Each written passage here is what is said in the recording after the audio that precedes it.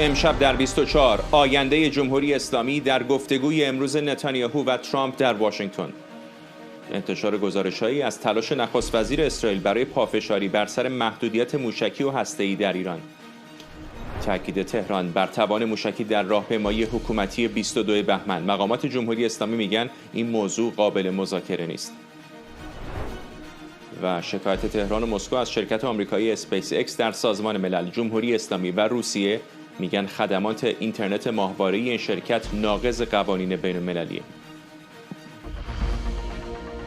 از استودیوی ایران اینترنشنال این 24 است با فرداد فرهزاد. این یک خبر فوری است.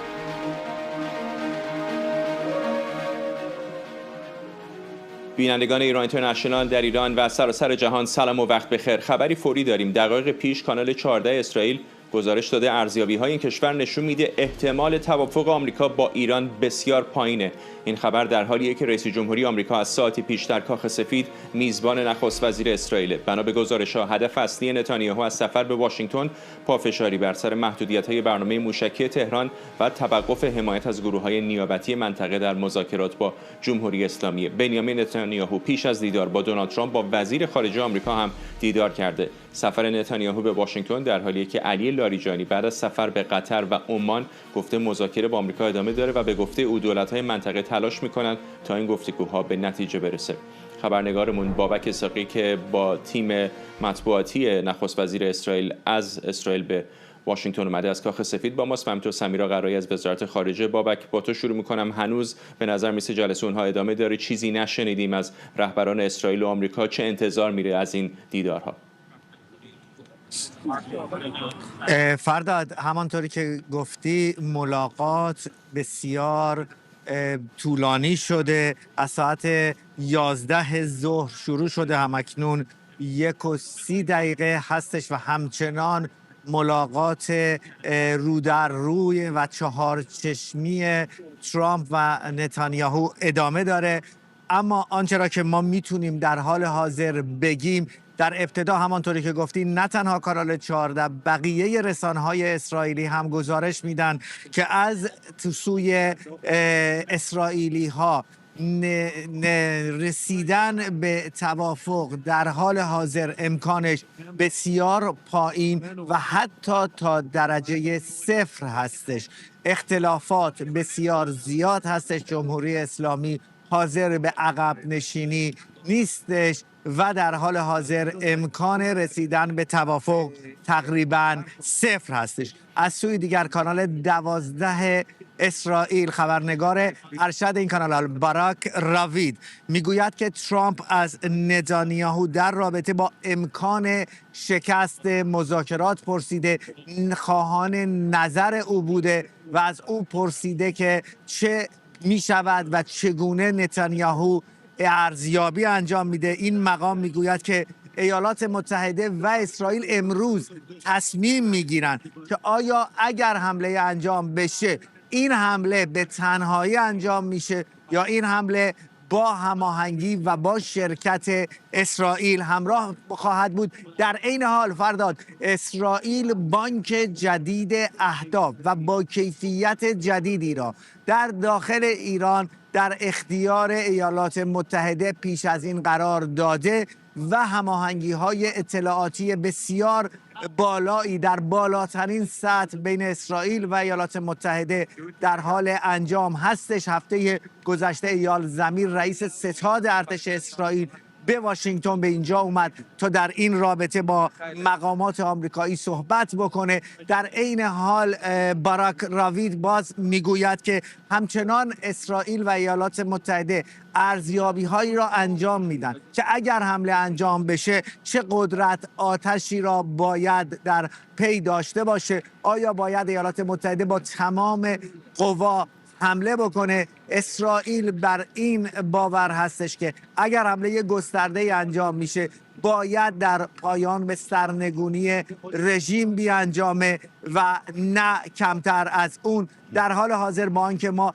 هیچی نمیدونیم که در پشت این درهای بسته چه تصمیماتی گرفته خواهد شد. اما یک مسئله رو میتونم بگم و اون آنچه هستش که خبرنگارانی که در اینجا در کنار من هستن میگویند، اسرائیل آمده تا به گفته به واژه عبری تخلص صحبت کنه. تخلص به فارسی میشه رک و بدون هیچ رو درواسی و همه مسائل را روی میز بذاره و نتانیاهو با پاسخ کامل از کاخ سفید بیرون بره. برای همین هم نتانیاهو و هم دونالد ترامپ که هر دو بسیار مشتاق نمایش‌های رسانه‌ای هستند، امروز کوچکترین فوتج و تصویری از خودشون بیرون ندادن. ما ندیدیم که اونها وارد کاخ سفید بشن، با هم ما وارد اتاق بیضی کاخ سفید نشدیم و به گفته اسرائیلی ها همچنان آنها به صورت تخلص روی میز دارند در رابطه با مسائل ایران صحبت میکنن. روز 22 بهمن، روز پیروزی انقلاب در سال 57، در اینجا در کاخ سفید گفته میشه که این امکان وجود داره که تصمیماتی در همون سطح در اسرائیل گرفته بشه. سمیرا، در حالی که سایه جنگ هر لحظه داره پررنگتر میشه بر سر ایران، این تبادلات دیپلماتیک هم به نظر به اوج رسیده. از دوحه بگیر تا مسقط تا الان در واشنگتن که بنیامین نتانیاهو داره با رئیس جمهوری آمریکا صحبت میکنه، پیش از اونم با وزیر خارجه صحبت کرده. یک تصویری به ما بده از تمام این چانه زنی های دیپلماتیک در این دقایق آخری.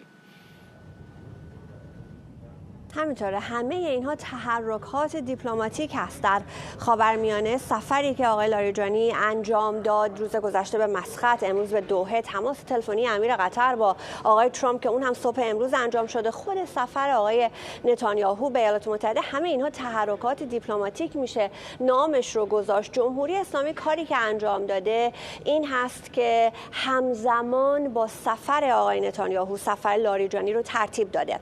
برخی این رو میگن که این سفر از سمت جمهوری اسلامی در اون تاریخ ترتیب داده شده بود و اون بحث نامه یک مقدار این بحث رو زیر سوال میبره که اگر اون نامه رو عمان میخواست روز گذشته به علی لاریجانی بده، پس تاریخ سفر رو اونها تعیین کرده بودن. ولی به هر جهت این سفر الان به شکل موازی داره با تحولات اینجا در واشنگتن پیش میره و بحث اینجاست که لاریجانی 1-2 ساعت پیش میگه که ما هیچ گونه پروپوزال روشن، یعنی یک مجموعه پیشنهادات روشن و صریحی از ایالات متحده دریافت نکردیم.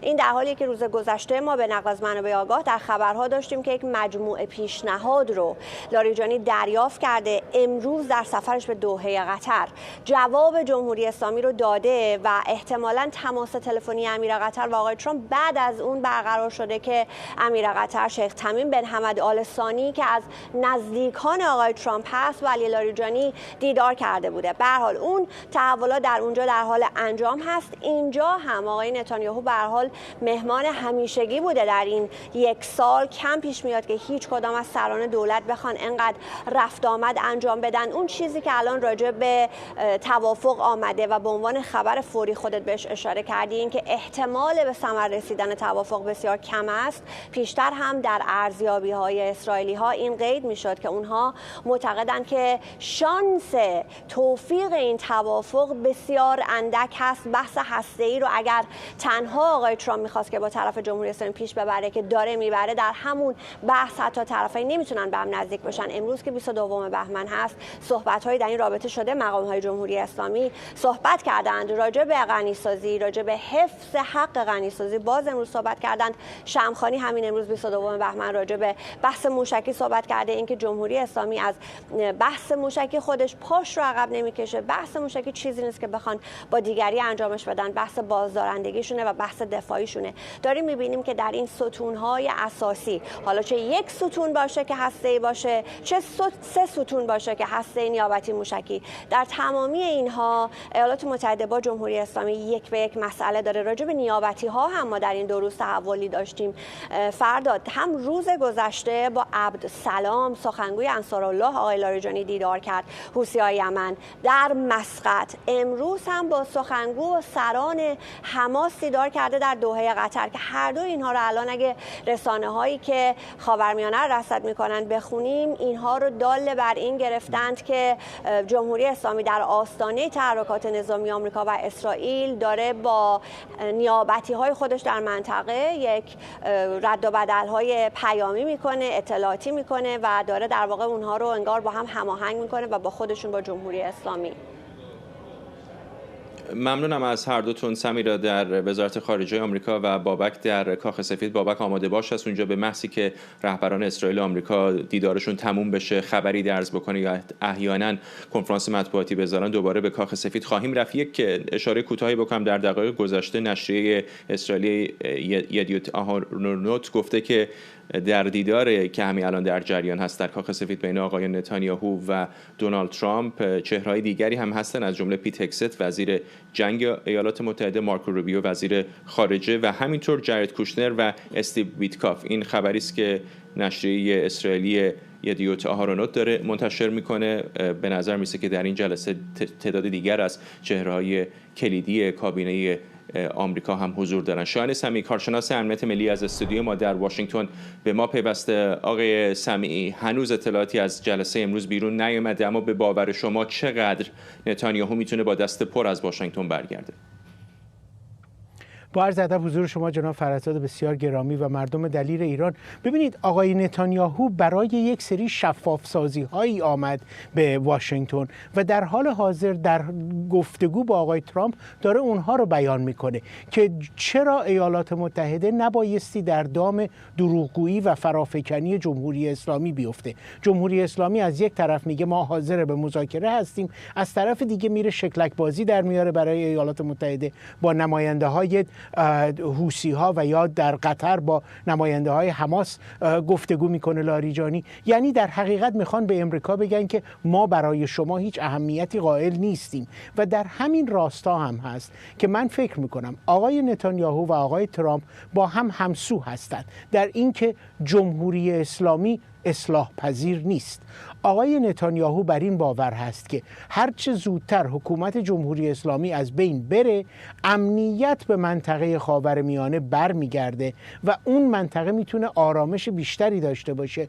آقای ترامپ تحت فشار زیادی قرار داره، از طرف یک مقداری دست راستی های خودش یا اون انزواگرایان داخل کابینه خودش از یک طرف، از طرف دیگر اون افرادی که بیشتر بر این باور هستن که کار جمهوری اسلامی رو باید یکسره کرد. پس من بر این باورم با شفاف سازی هایی که نتانیاهو برنامه‌اش رو داشته و با اون هدف به کاخ سفید وارد شده، به ویژه در مورد اینکه جمهوری اسلامی در پیامد جنگ 12 روزه چقدر تونسته موشک‌های دوربرد تهیه بکنه و تولید بکنه و در زمینه اینکه نیابتی‌های جمهوری اسلامی چقدر نقش مخربی میتونن داشته باشن، ترامپ رو متقاعد خواهد کرد و به نظر من با دست پر که اون هم برنامه مشخص برای رودررویی با جمهوری اسلامی است رو با خودش به همراه ببره. ولی در این حال در سمت جمهوری اسلامی هم می‌بینیم که تلاش دیپلماتیکشون رو به اوج رسوندن. از عراقچی الان رسیده به چهره‌های دیگری که دنبال چانه‌زنی هستند با طرفای آمریکایی. چقدر محتمل می‌بینید تمام این مذاکراتی که در جریان در مسقط، در قطر و بعد تماس امیر قطر با رئیس جمهوری آمریکا درست بعد از ملاقاتش با چرا اسمش از ذهنم پرید، دبیر شورای عالی امنیت ملی، چقدر فکر میکنید که اینها باعث خواهد شد که به یک جای برسن؟ علی لاریجانی. ببینید من باور ندارم که به نتیجه میرسن. چرا؟ یک گام برداریم به عقب. در حال حاضر ایالات متحده از جمهوری اسلامی چه چیزی میخواد؟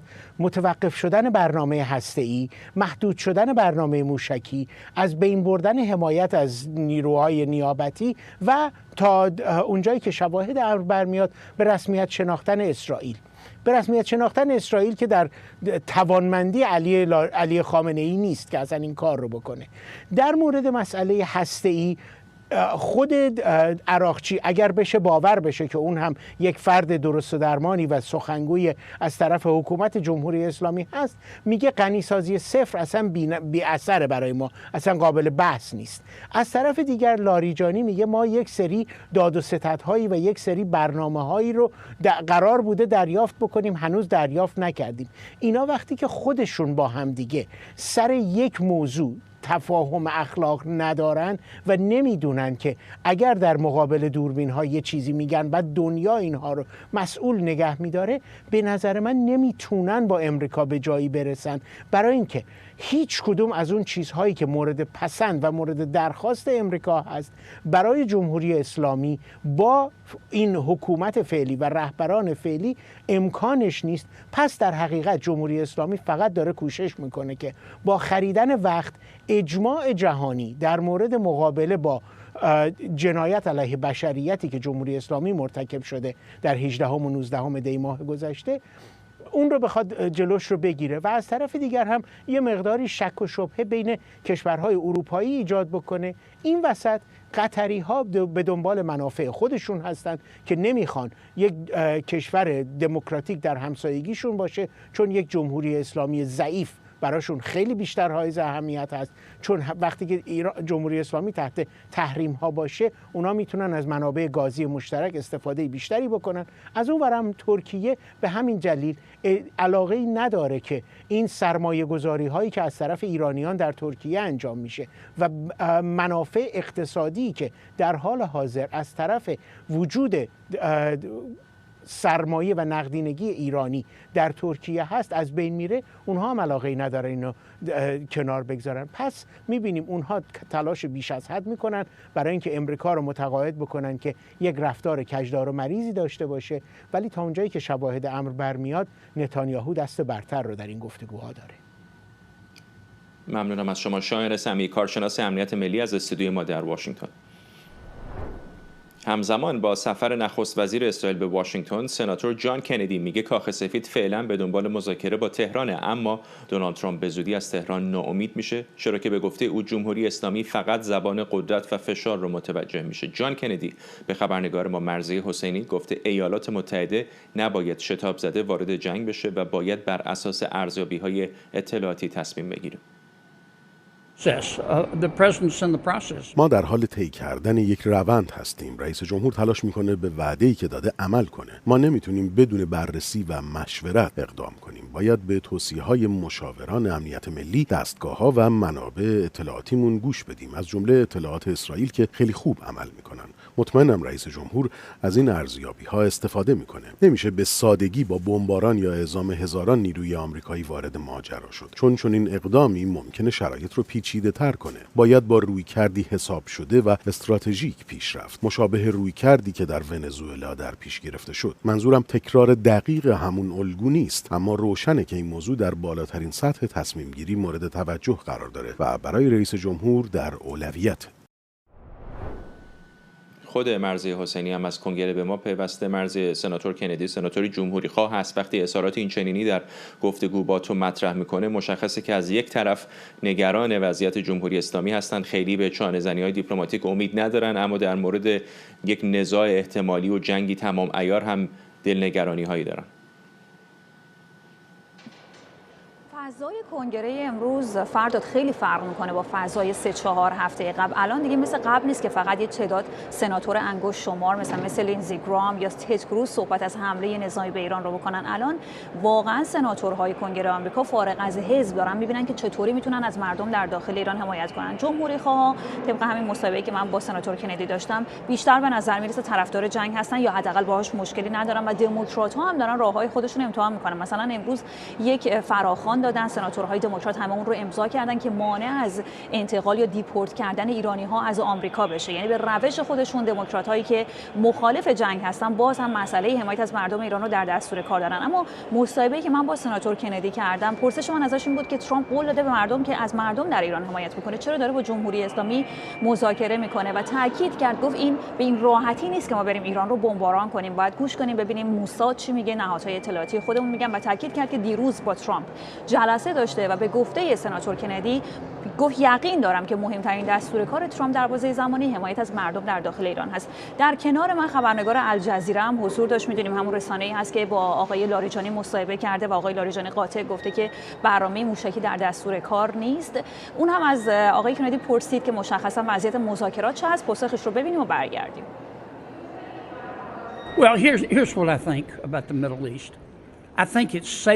نظر من درباره خاورمیانه اینه که امروز این منطقه از هر زمان دیگه‌ای در 25 سال گذشته امن‌تره، چون اسرائیل با حمایت ایالات متحده حماس و حزب الله رو به شدت تضعیف کرده و به ایران هم به شدت ضربه زده، اما کار هنوز تموم نشده.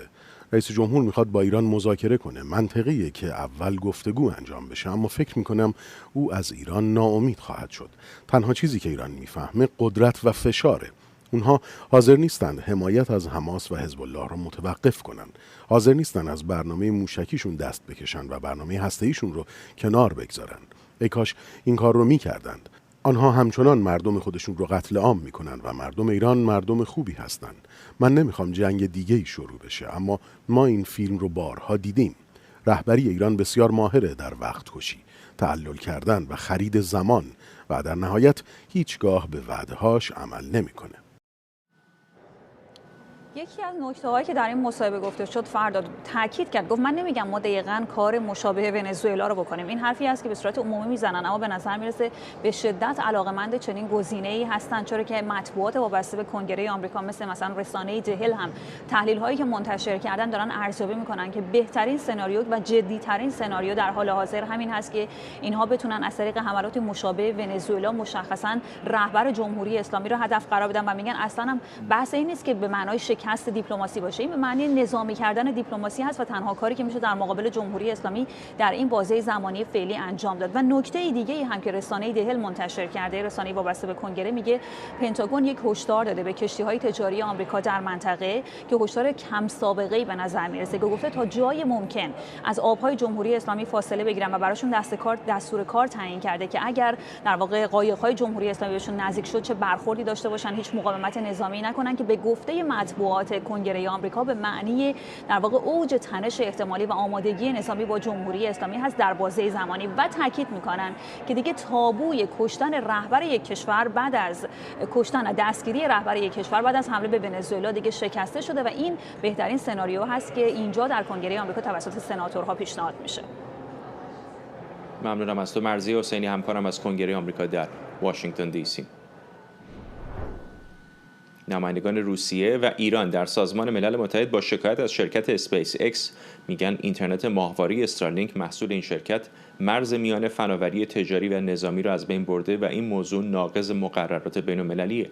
به گفته جمهوری اسلامی آنتن‌های استارلینک در این کشور حاکمیت ملی ایران رو نقض کرده و باید اون رو استفاده نظامی غیر مجاز از یک فناوری غیر نظامی ارزیابی کرد. خبرنگارمون مریم رحمتی از مقر سازمان ملل در نیویورک با ماست. مریم، بیشتر به ما بگو در مورد این شکایتی که فدراسیون روسیه و جمهوری اسلامی مطرح کردن.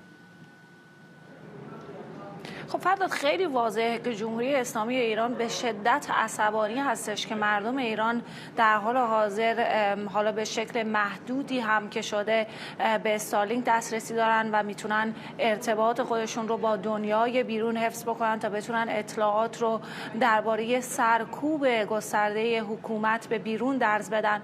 در همین موضوع در نشست روز دوشنبه کمیته استفاده صلح‌آمیز از فضای ماورای جو سازمان ملل، نمایندگان روسیه و جمهوری اسلامی مدعی شدند که فعالیت‌های استارلینک و همچنین اسپیس اکس با حقوق بین‌المللی همخوانی نداره. میدونیم که طی سالهای اخیر و مخصوصا همین اعتراضات اخیر حدود 50,000 پایانه استارلینک به صورت غیررسمی وارد ایران شده و معترضان دارن از این استارلینک ها برای دور زدن فیلترینگ و خاموشی اینترنت استفاده میکنن تا بتونن در واقع ارتباط خودشون رو با دنیای بیرون حفظ بکنن. حالا تهران اومده در این جلسه این ارسال استارلینک ها به ایران یا دسترسی مردم ایران به استارلینک رو نقض حاکمیت ملی خودش خونده. جمهوری اسلامی میگه که یک شرکت خصوصی بدون اجازه دولت داخل خاک ایران سرویس ارائه داده و این رو نقض حاکمیت ملی خودش میدونه. از نگاه تهران فرداد این دخالت در امور داخلی کشور هستش، اما در مقابل گفته میشه که اساساً اگر اینترنت به صورت گسترده در ایران قطع نمیشد مردم نیازی نداشتن که به استارلینک روی بیارن. فعالان حقوق بشر تاکید میکنن که دسترسی به اینترنت امروز بخشی از حقوق اساسی انسانها و لازمه دسترسی به اطلاعات، آزادی بیان و همچنین ارتباطات آزاد هستش.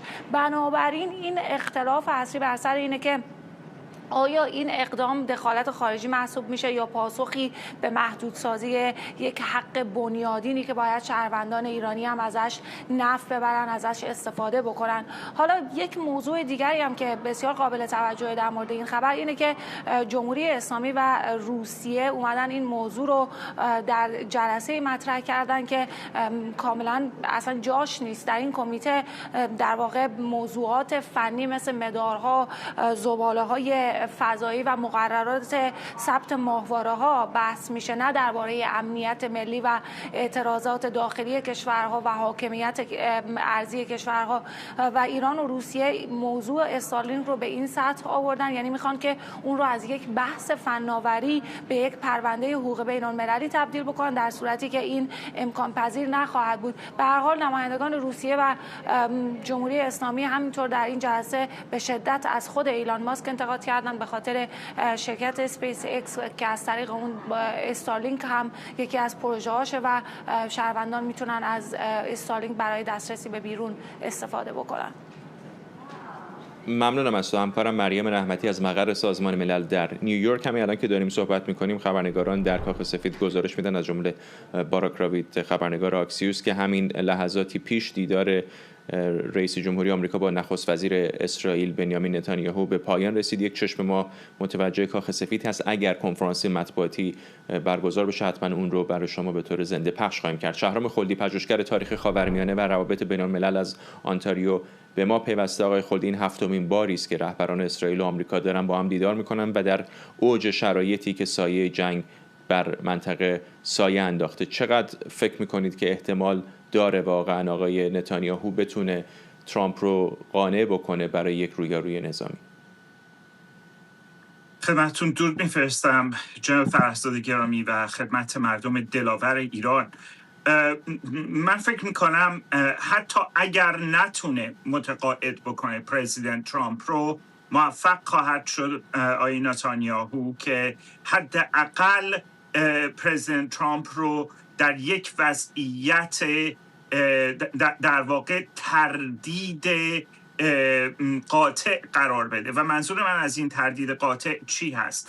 گاهی اوقات شخصی که مردده روی نرده میشینه و هیچ کاری نمیکنه، یا اگر کاری میکنه فقط به صورت انفعالی و دفاعی هست.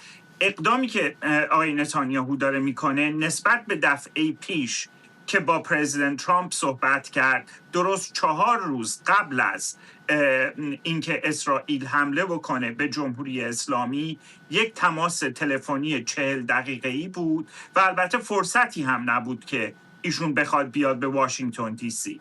این بار با ورود ناو هواپیما بر آبراهام لینکلن و با توجه به اینکه ما الان دقیقاً نمیدونیم ناوگروه هواپیما بر H.W. بوش کجا هست دقیقاً، به نظر من و با توجه به اینکه آقای نتانیاهو 1 هفته جلوتر انداخت در واقع قرار ملاقاتش رو با پرزیدنت ترامپ، به نظر من ما به روز عملیاتی یا از طرف ایالات متحده آمریکا یا از طرف اسرائیل داریم علیه جمهوری اسلامی داریم نزدیک میشیم و آقای نتانیاهو به نظر من میخواد که اون تردید رو از تردید انفعالی به یک تردید قاطع برای انجام عمل علیه جمهوری اسلامی تغییرش بده.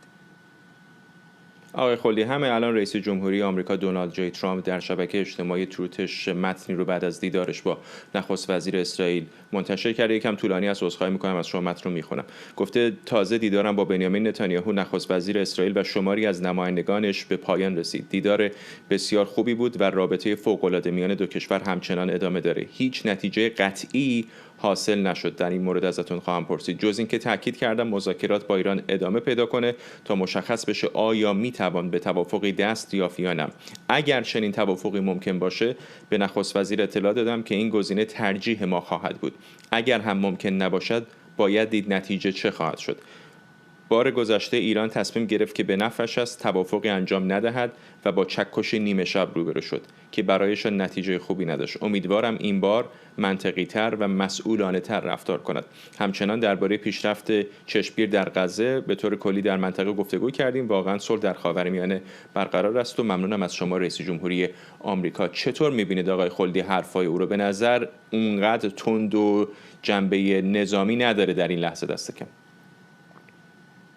به نظر من وقتی دونالد ترامپ با تردید صحبت میکنه، وقتی که ابهام‌آمیز صحبت میکنه در ملأ عام، اتفاقا خیلی خطرناکتر هست. من خیلی خوب یادم میاد که درست قبل از کریسمس پرزیدنت ترامپ اومد خیلی در واقع به صورت مسالمت آمیز صحبت کرد توی اون پیامی که برای مردم ایالات متحده فرستاد و اصلا ذکری از ونزوئلا به اون صورت نکرد و دقیقاً در هفته اول ژانویه عملیاتی انجام شد که منجر به بازداشت مادورو شد به وسیله نیروهای ایالات متحده آمریکا و این رو نباید فراموش کرد. ثابت‌های انسانی در مورد شخصیت افراد خیلی تغییر نمی کنند، به خصوص وقتی که از 50 سال به بعد عبور می کنند. دونالد ترامپ اگر بتونه با کمترین هزینه بیشترین منفعت رو چه نزد خود برای خودش که یک سیاستمدار با ذهنیت کسب و کار هست، چه برای ایالات متحده آمریکا همزمان کسب بکنه، طبیعتاً اون گزینه اولیش هست. شخصیتش به این شکل گرفته. اما این رو نباید فراموش کرد. او میدونه که اسرائیل هرگز معطل ایالات متحده آمریکا نشده برای اینکه تهدیدهای موجودیتی رو علیه اسرائیل رفع بکنه. امروز وزارت دفاع اسرائیل خبر آمادگی سپر فلاخن داوود رو و اینکه تست شده برای عملیات منتشر نمی‌کرد، درست همزمان با ملاقات آقای نتانیاهو با ترامپ. اگر اسرائیلی ها با این پیام نزد پرزیدنت ترامپ نرفته بودند که اگر ما خبردار بشیم که این توافقی که شما دارید انجام میدید اون نگرانی های ما رو برطرف میکنه، منتظر شما نخواهیم بود که از منافع موجودیتی اسرائیل دفاع بکنیم. ممنونم از شما. شهرام خلدی، پژوهشگر تاریخ خاورمیانه و روابط بین الملل از آنتاریو. در ایران ساعتی پیش در حاشیه مراسم حکومتی 22 بهمن، علی شمخانی دبیر شورای دفاع جمهوری اسلامی گفت توان موشکی جمهوری اسلامی به گفته او در اختیار مذاکره کننده ها نیست و هر اقدام نظامی علیه ایران به معنای آغاز جنگ با پیامدهای منطقه‌ای و جهانیه. این در حالیه که تصاویر و اخبار منتشر شده از این راهپیمایی واکنش زیادی در شبکه‌های اجتماعی داشته و بر عقیده بسیاری از ناظران تلاش‌های جمهوری اسلامی برای نمایش مشارکت سیاسی و پروژه ابراز وفاداری ناکام مونده. خالد عزیزی، سخنگوی حزب دموکرات کردستان ایران، به ما پیوسته. آقای عزیزی، سایه جنگ بسیار پررنگ است الان بر سر ایران. رهبران اسرائیل و ایالات متحده در کاخ سفید دارن دیدار میکنن. پیش از هر چیز میخوام ارزیابی شما رو بپرسم. چقدر فکر میکنید که احتمال رویارویی الان واقعا بالا هست و ممکن؟ ببینید، در مرحله اول اینکه مسائل مربوط به ایران و اصولا مذاکره در واشنگتن و کلا دنیای خارج با مسائل مربوط با ایران بسیار مشغول هستند، نتیجه مبارزات مردم در داخل ایران از یک طرف و از یک طرف کشتاری که جمهوری اسلامی در داخل ایران به وجود آورده.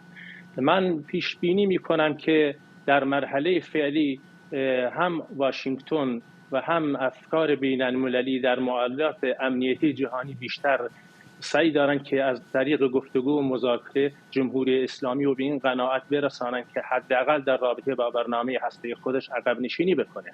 ولی ما اگر به این آمادگی سازی و این اصولا آرایش نظامی آمریکا در منطقه هم توجه داشته باشیم، طبیعتاً اگه در بخش اول مسئله به نتیجه نرسند، حتما گزینه‌های مختلفی از طرف ایالات متحده آمریکا در رابطه با ایران وجود خواهد داشت. یعنی این آرایش نظامی و بایستی به عنوان یک اقدام جدی از طرف آمریکا و بخشاً اسرائیل علیه جمهوری اسلامی تلقی کرد. چقدر فکر میکنید که یک توافق محتمل هست و آیا اصلا توافقی هست که کسی مثل شما رو بتونه متقاعد بکنه؟ افکار بین المللی در رابطه با ایران همیشه مسائل ایران رو با مسئله برنامه هسته‌ای تعریف کرده‌اند. متاسفانه در عرض چند سال گذشته جمهوری اسلامی هم از برنامه هسته‌ای خودش به عنوان یک کارت بازی ازش استفاده کرده. واسه همین حالا می‌بینیم که برای آمریکا هم بیشتر مسئله اینه که چطور در رابطه با برنامه هسته‌ای به توافق برسند.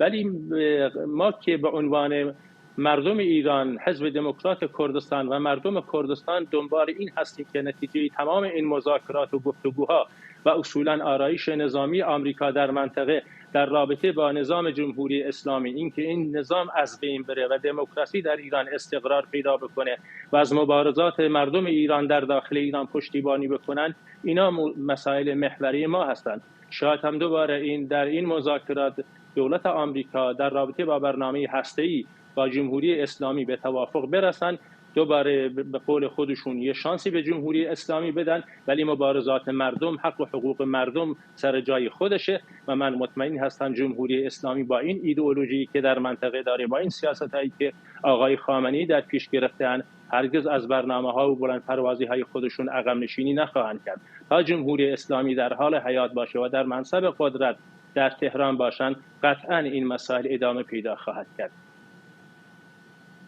به اعتراضات مردمی اشاره کردید. در این کشتار بی سابقه و در این تظاهرات بی سابقه شاید در تاریخ جمهوری اسلامی خب جانهای بسیاری از دست رفت.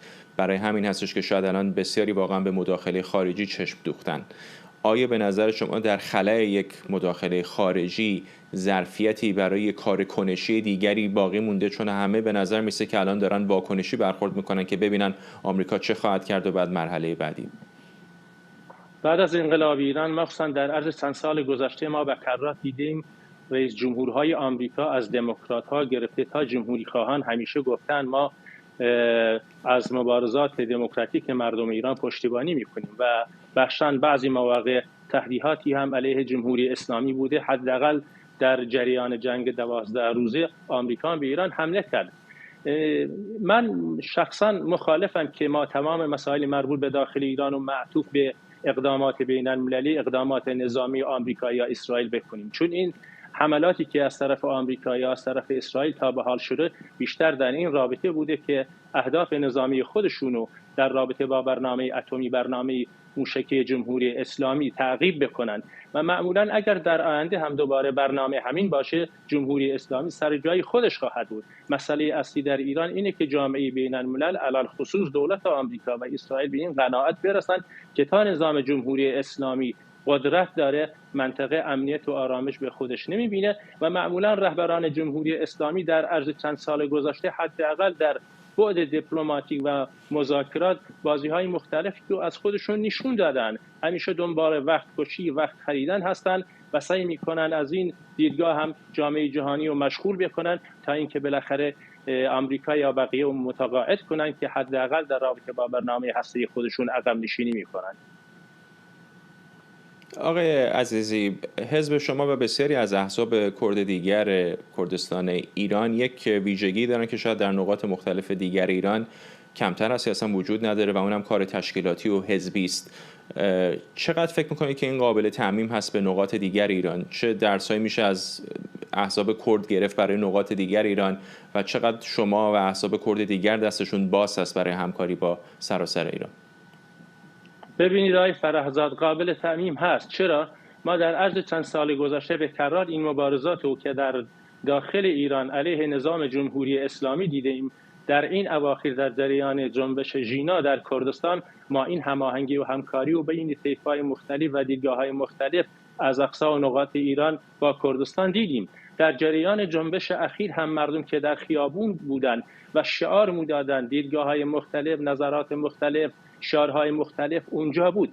ولی متاسفانه ما هنوزم در ایران، در جامعه ایران، این امکان سازماندهی که مردم به لحاظ مدنی داشته باشند، خودشونو سازمان بدن، این امکانو ندارن. و صرف نظر از این، در گذشته هم تا اندازه زیادی طیف‌بندی‌های مختلف، رقابت‌های ایدئولوژیک بین احزاب ایرانی علیه نظام جمهوری اسلامی وجود داشته و این هم سبب شده تا به حال ما نتونیم یه نظام جایگزین، یه آلترناتیو جمهوری اسلامی درست بکنیم.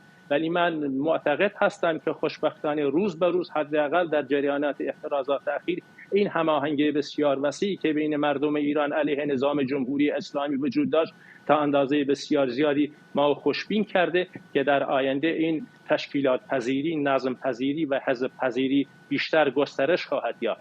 در اینجا ما دوباره از طرف حزب دموکرات کردستان ایران تأکید می‌کنم مبارزات مردم ایران بسیار وسیع هست. جامعه جهانی از مردم ایران به لحاظ حقوقی دفاع می‌کنند. این نبود یک آلترناتیو مناسب هست که هنوز هم جامعه جهانی متاسفانه دست به عصا میره و اگه ما موفق باشیم در آینده نه چندان دور حداقل بتونیم یک آلترناتیو جمهوری اسلامی درست بکنیم، من مطمئن هستم در آینده شانس‌های بیشتر و فرصت‌های جدی‌تری علیه نظام جمهوری اسلامی برای مردم ایران به وجود خواهد آمد. چرا؟ نظام جمهوری اسلامی دیر یا زود نظامی رفتنی هست. اگر قرار باشه زود بره، منوط به اینه که ما چقدر خودمون رو سازمان میدیم، آلترناتیو میشیم برای نظام بین المللی. اگر دیر قرار باشه این نظام بره، دوباره مبارزات ادامه پیدا خواهد کرد و امیدوارم تجاربی که از این مبارزات تا به حال داشته ایم در برنامه‌های آینده ازش استفاده بکنیم.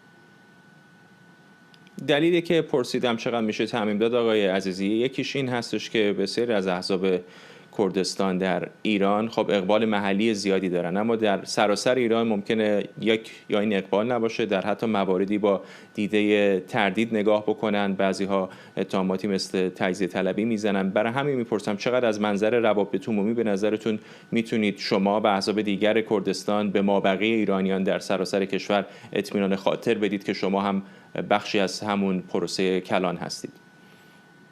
ما از اول هم بخشی از این پروسه کلان بودیم. در تمام مبارزات خودمون علیه نظام جمهوری اسلامی بعد از انقلاب اسلامی ایران، کردستان و حزب دموکرات کردستان و شخص دکتر عبدالرحمن قاسملو یکی از جریان‌هایی بودیم که چطور بتونیم به این مسئله کمک بکنیم. در گذشته هم حزب دموکرات سعی کرده با بقیه سازمان‌ها و احزاب ایرانی رابطه خوبی داشته باشه. ما تا اندازه بسیار زیادی تعهدات و الزامات خودمون رو در این رابطه انجام دادیم و هزینه بسیار زیادی هم دادیم.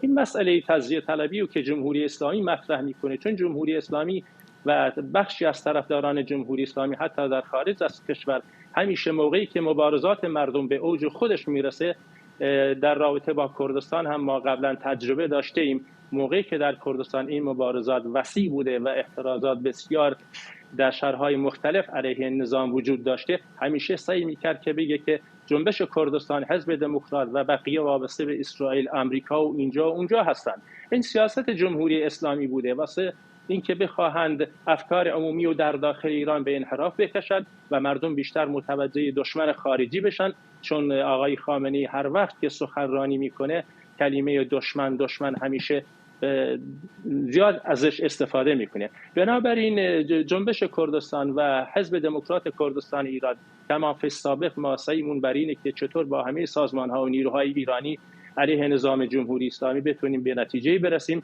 چون آینده دموکراتیک ایران به نفع تمام ایرانی‌ها هست، صرف نظر از کرد، فارس، ترک، عرب، بلوچ، صرف نظر از ادیان مختلف، همه با هم میتونیم ایران رو اداره بکنیم و ایرانی دموکراتیک داشته باشیم. ممنونم از شما. خالد عزیزی، سخنگوی حزب دموکرات کردستان ایران با ما.